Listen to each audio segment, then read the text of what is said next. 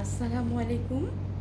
প্রিয় হিসাব বিজ্ঞান বিভাগের বিবিএ দ্বিতীয় বর্ষের ছাত্ররা, আশা করছি আল্লাহর অশেষ রহমতে প্রত্যেকে সুস্থ আছো, ভালো আছো এবং আমাদের অনলাইন ক্লাসগুলো নিয়মিত দেখছো। তোমরা জানো তোমাদের পরীক্ষা অতি নিকটে, তো আমাদেরকে কালক্ষেপণ না করে আমাদেরকে খুব দ্রুততার সাথে আমাদের সিলেবাসে যেমন আমাকে হবে, ঠিক তেমনি তোমাদেরও পড়াশোনা করতে হবে। তা আমি আশা করছি তোমরা ক্লাসগুলো ঠিকমতো দেখছো এবং পড়াশোনা ঠিকমতো করছো। তো চলো শুরু করি আজকে আমাদের ক্লাস। তার আগে আমি পরিচয় দিয়ে নিই। আমি জেরিন আফরোজ, সহকারী অধ্যাপক, হিসাব বিজ্ঞান বিভাগ, ঢাকা কলেজ।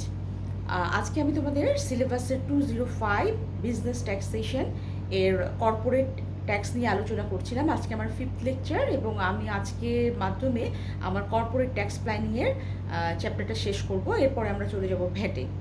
তো চলো দেখি আজকে আমাদের কি ক্লাস আছে। আজকে আমরা কিছু অঙ্ক করব এবং প্রবলেমগুলো দেখব। তো প্রথমেই তোমরা দেখতে পাচ্ছ আমরা গত ক্লাসে এক্সাম্পল 1 করেছিলাম, আজকে এক্সাম্পল 2 নিয়ে আসছি। এক্সাম্পল 2টা হচ্ছে non publicly traded company. That means হচ্ছে আগে আমরা করিয়েছিলাম পাবলিকলি ট্রেডেড কোম্পানি, আজকে আমরা নন পাবলিকলি ট্রেডেড কোম্পানি দেখব যে এখানে ট্যাক্স ক্যালকুলেশন কীভাবে হয়।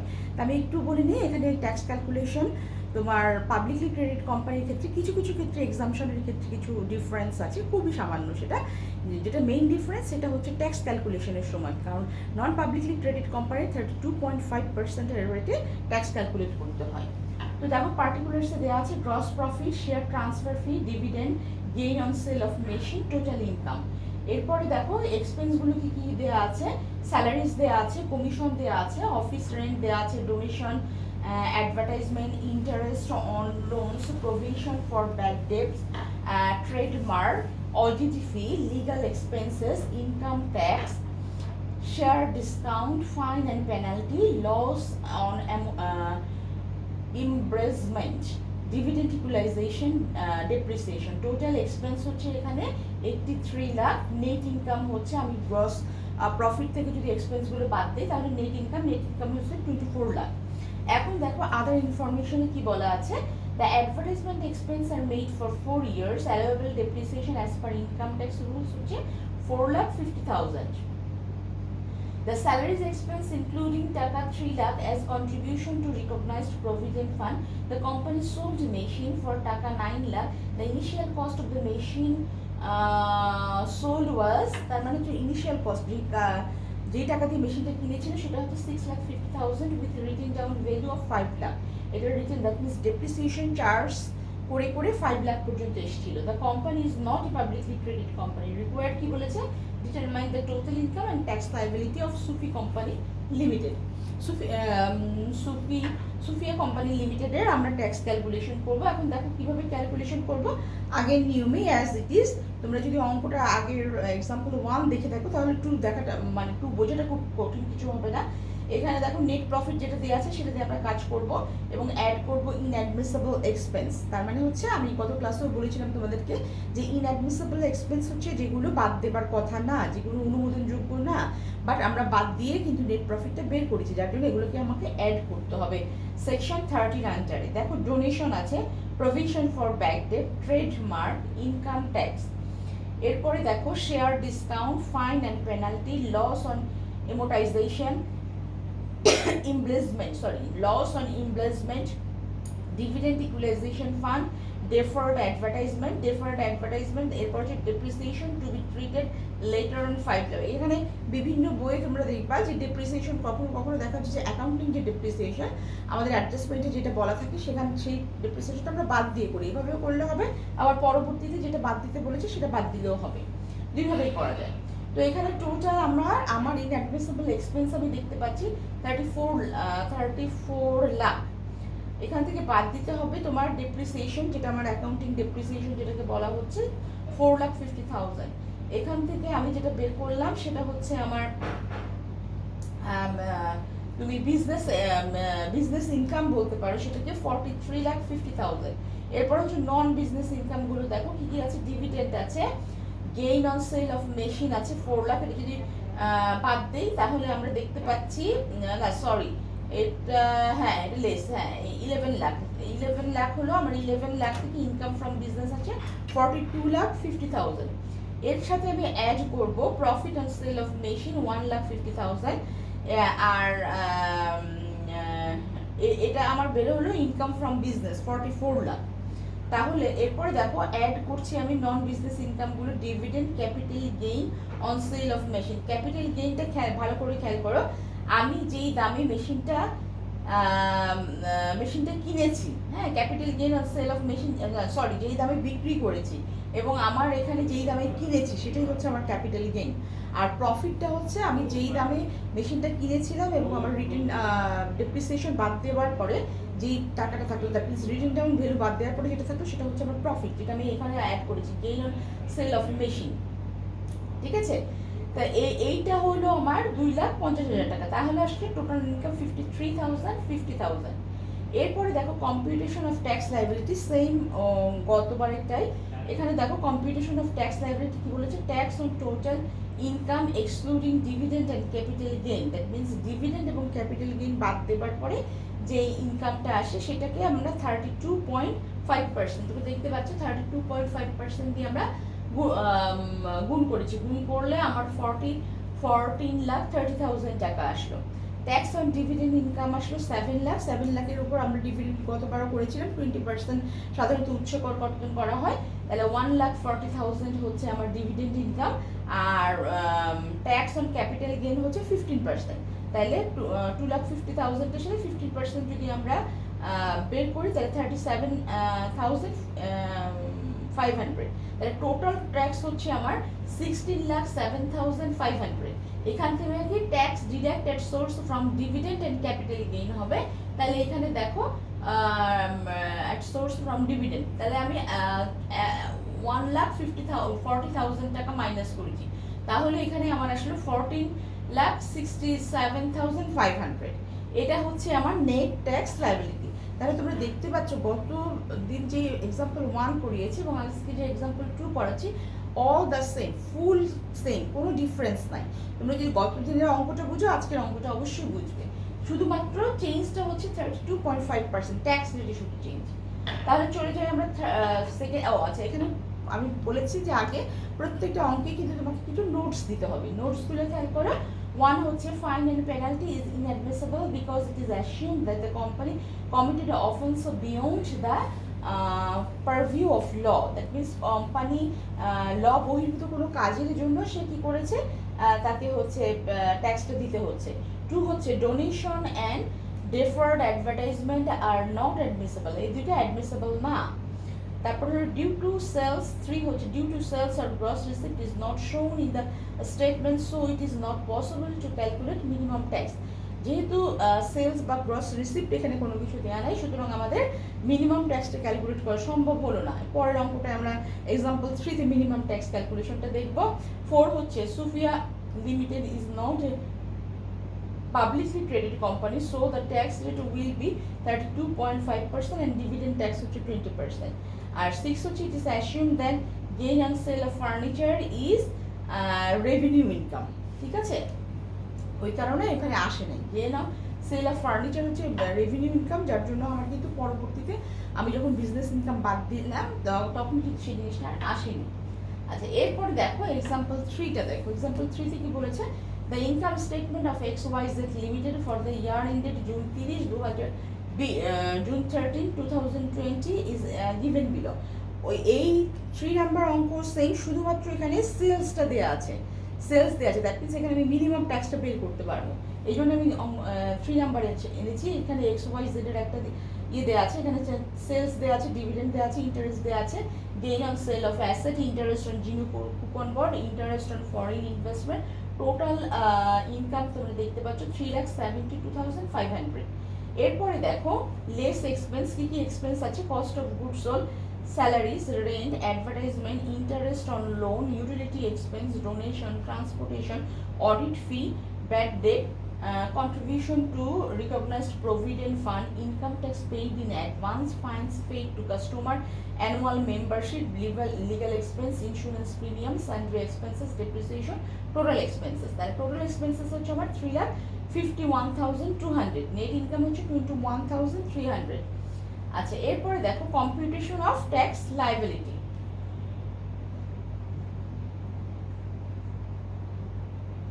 না সরি, এখানে হলো আদার information, salaries paid in cash without any check or bank transfer টাকা 4,000 of salaries from টাকা 70,000 falls under the category of gross salary more than টাকা 15,000.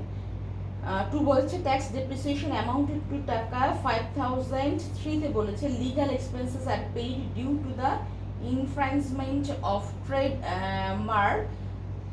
ট্রেডমার্ক.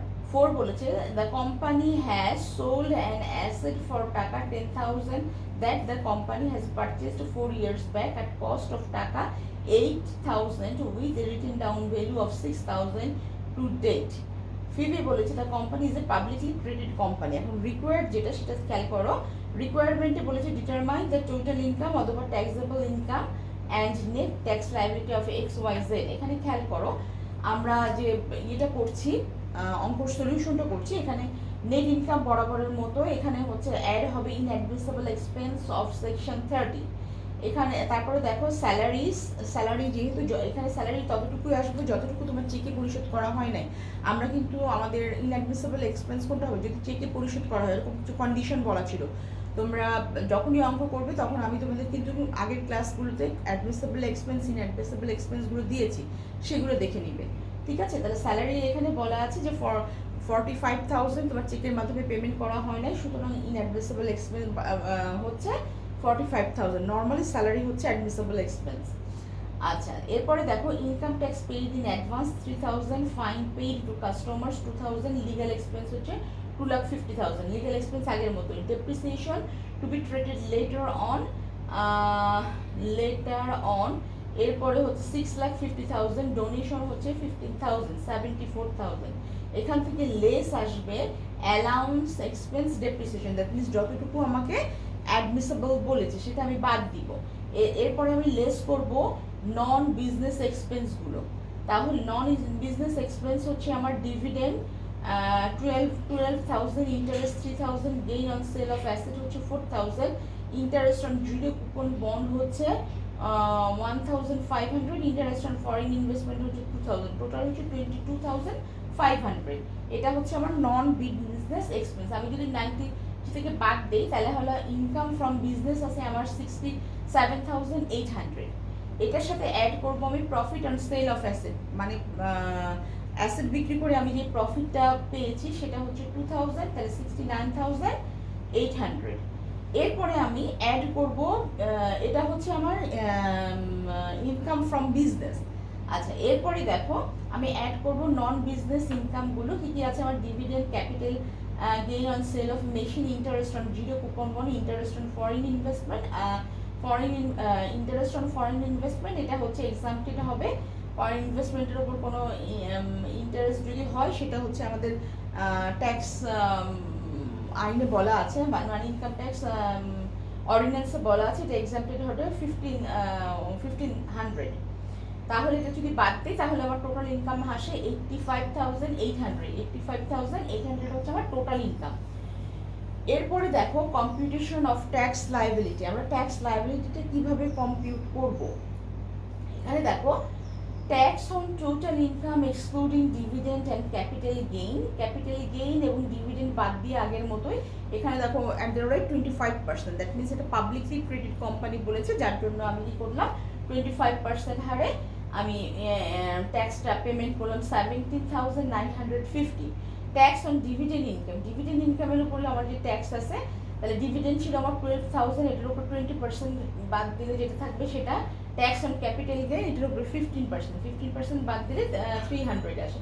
তাহলে টোটাল ট্যাক্স হচ্ছে আমার 20,650. এখান থেকে আমার যে ট্যাক্স ডিডাক্ট ট্যাক্স সোর্স বা অ্যাডভান্স ট্যাক্স ছিল আমার প্রথমেই ছিল, তোমার অঙ্কের ভিতরে দেয়াই ছিল অ্যাডভান্স ট্যাক্স 3,000. তাহলে এই 3,000 আমি মাইনাস করবো, তাহলে নেট ট্যাক্স লায়াবিলিটি হচ্ছে 70,650. এখন তোমরা আমাকে প্রশ্ন করতে পারো যে ম্যাডাম আমরা তো ওই যে এখানে যে ছিল আগে দেখেছিলাম ডিভিডেন্ড ইনকাম, ক্যাপিটাল গেইন, এগুলোও কিন্তু বাদ যায়, কিন্তু এখানে বাদ দেওয়া হয় নাই, কারণ তোমার ইসে বলাই আছে অ্যাডভান্স ট্যাক্স হিসেবে তোমার যে ইনকাম স্টেটমেন্ট দেওয়া ছিল সেখানে কিন্তু বলা আছে অ্যাডভান্স ট্যাক্স হিসেবে আমি 3,000 টাকা পেমেন্ট করেছি, সুতরাং এই দুইটা এটার মধ্যে ইনক্লুড, ঠিক আছে, যার জন্য এখানে আসলো না। এটা হচ্ছে আমার net tax liability, that means কোম্পানিকে এই ট্যাক্সটা পে করতে হবে।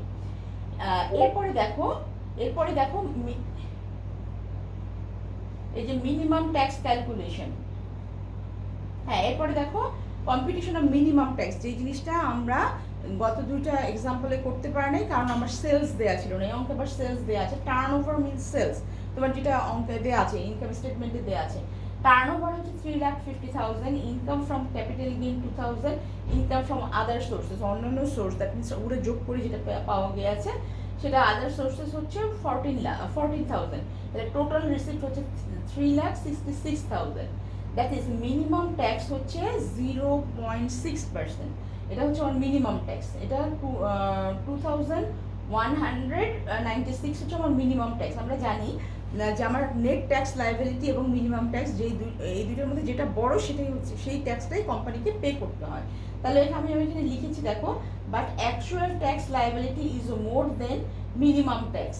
হ্যাঁ, তাহলে আমরা আগে দেখেছি যে এখন মিনিমাম ট্যাক্স হচ্ছে 2,196, আর আমার নেট ট্যাক্স লাইবিলিটি ছিল 17,650। তাহলে দুইটার মধ্যে যেটা বড়, so XYZ company have to pay the total tax as calculated 17,650. That means দুইটার মিনিমাম ট্যাক্স এবং ট্যাক্স লাইবিলিটি নর্মালি ক্যালকুলেট করে যে ট্যাক্স লাইবিলিটিতে আসে, সেই দুইটার মধ্যে যেটা বড় সেটাই কোম্পানিকে পে করতে হবে। সুতরাং XYZ কেও কী করতে হবে, 17,650 টাকা ট্যাক্স পে করতে হবে। এই ছিল আমাদের ম্যাথমেটিক্যাল প্রবলেম। যদি তোমাদের আরও কোনো প্রবলেম থাকে, আর আমি তোমাদের বিভিন্ন বিশ্ববিদ্যালয়ের কোশ্চেনগুলো অ্যানালাইসিস করেছি, তোমার ন্যাশনাল ইউনিভার্সিটির, তোমার ঢাকা ইউনিভার্সিটির কোশ্চেনগুলো মোটামুটি আমরা যে 3টা অঙ্ক করালাম এই 3টা অঙ্কের মধ্যেই কাভার করে। সুতরাং তোমাদের অরিড হওয়ার কিছু নাই। আমি আগেই বলেছি যে অনেক কিছু আমাদের করতে হবে, কিন্তু অনেক বেশি ডেপথে আমরা যেতে পারবো না, যেহেতু আমাদের এটা জানার জন্য দেওয়া হয়েছে, ঠিক আছে। আরও এখান থেকে আরও অনেক ক্রিটিক্যাল অঙ্ক আসে, আমরা অত দূরে যাব না। আমরা ইনঅ্যাডমিসিবল এক্সপেন্স, অ্যাডমিসিবল এক্সপেন্সগুলো একটু খেয়াল করবো, অঙ্ক রিলেটেডগুলো, ঠিক আছে। তো এখন আসো পরবর্তীতে, হোয়াট ইজ ট্যাক্স ইভিশন। ইভিশন মানে হচ্ছে কর ফাঁকি। কর ফাঁকিটা হচ্ছে একটা আইনত দণ্ডনীয়, দ্যাট মিনস হচ্ছে বিভিন্নভাবে মানুষ কী করে, কর না দিয়ে চলতে চায়। দ্যাট মিনস সে ইচ্ছা করে, এভিশন হচ্ছে ট্যাক্সটা ইচ্ছা করে সে কী করে, ট্যাক্স দেয় না। তাহলে দেয় না কীভাবে, সে বিভিন্ন উপায় বের করেছে, যে এই উপায়ের মাধ্যমে সে কী করবে, ট্যাক্সটা ফাঁকি দিতে পারবে, ঠিক আছে। তাহলে এখন দেখো, tax evasion is a illegal activity in which a person or entity deliberately avoids paying a true tax liability. That means actually যে ট্যাক্সটা দেওয়ার কথা সেই ট্যাক্সটা দিচ্ছে না। Those who cause evading taxes are generally subject to criminal charges and substantial penalties. That means এইটার হিসেবে, যেহেতু এটা দণ্ডনীয় অপরাধ, সুতরাং এটার জন্য কী হতে পারে, জরিমানা হতে পারে, অর্থ জরিমানা হতে পারে, অথবা জেলও হতে পারে। এরপরে হচ্ছে two willfully fail to pay taxes is a legal offense under the income tax ordinance in Bangladesh. তাহলে এটা হচ্ছে আইনত দণ্ডনীয় একটা অপরাধ। Example of tax evasion, under reporting income, তার মানে হচ্ছে তুমি যে ইনকাম করো তার থেকে কম ইনকাম তুমি দেখালা।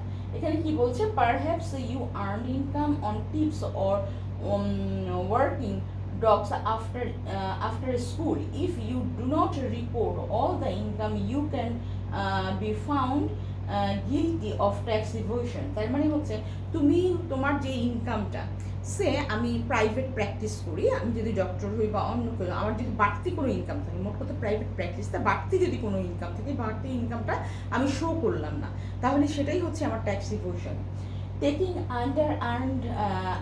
unearned deductions. The commonly occurs when taxpayer claim expenses on their taxes that they do not incur. তার মানে হচ্ছে এখানে হচ্ছে যেই এক্সপেন্সগুলো আমার হয় নাই, কিন্তু আমি সেই এক্সপেন্সগুলো দেখাচ্ছি, কারণ এক্সপেন্সগুলো আমার বাদ যায়, সুতরাং সেই এক্সপেন্সগুলো দেখে আমি ট্যাক্সটা ফাঁকি দিচ্ছি। এরপরে হলো হাইডিং মানি। হাইডিং মানি হচ্ছে তুমি যেই যত বাড়তি ইনকাম করছো সেই ইনকামটা তুমি দেখাচ্ছ না, তাহলে তুমি টাকাটা লুকিয়ে ফেলছো, হাইডিং মানি। এরপর হচ্ছে hiding interest and offshore accounts, এবং কিছু কিছু তোমার বিভিন্ন জায়গায় অ্যাকাউন্ট আছে তুমি সেগুলো শো করছো না, যদিও এখন পসিবল না, কারণ টিন নাম্বার দিয়ে তোমাকে কিন্তু তোমার ন্যাশনাল আইডি এটা তোমার অ্যাকাউন্ট খোলার জন্য লাগে। তারপরে বিভিন্নভাবে সেটা ট্রান্সফার করে, ধরো ট্যাক্সের সময় আসলো টাকাটা উঠিয়ে নিলে, সে অন্য কোনো পারপাসে দেখালো, সেটা বিভিন্নভাবে ওয়ে আছে আর কি। তোমরা যখন আরও ডেপথে ঢুকবা তখন বুঝতে পারবা। তাহলে এইভাবে সে কী করতে পারে, ইচ্ছা করলে সে যত ইনকাম তার থেকে ইনকামটা সে কম দেখাতে পারে, কম দেখালে এটাকে এইভাবেই সে করটা ফাঁকি দিতে পারে। এরপরে দেখো, tax avoidance is an act of using legal methods to minimize tax liability.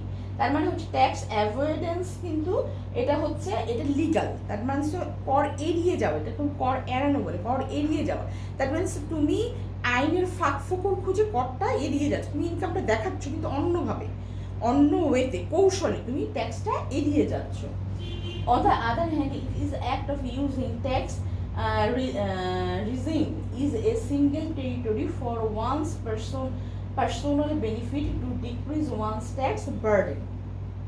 এরপরে দেখো, example tax avoidance, capitalize on tax advantage retirement accounts such as 401 case and individual retirement account are popular method of tax avoidance. তার মানে হচ্ছে বলছি learn more about the world of tax deduction and credited. তারপর your tax